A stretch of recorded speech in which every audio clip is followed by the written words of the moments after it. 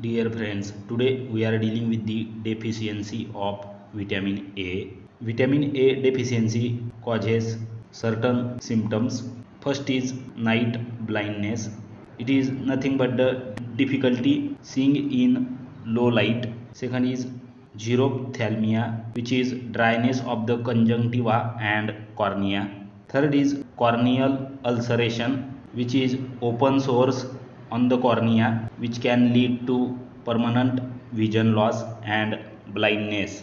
Other symptoms of vitamin A deficiency include dry, itchy, and scaly skin, increased risk of infection, stunted or delayed growth and development in children, as well as infertility. If you like the video, share with your friends and please do subscribe our YouTube channel. Hit the bell icon to get update of latest notification from our channel. Thanks a lot.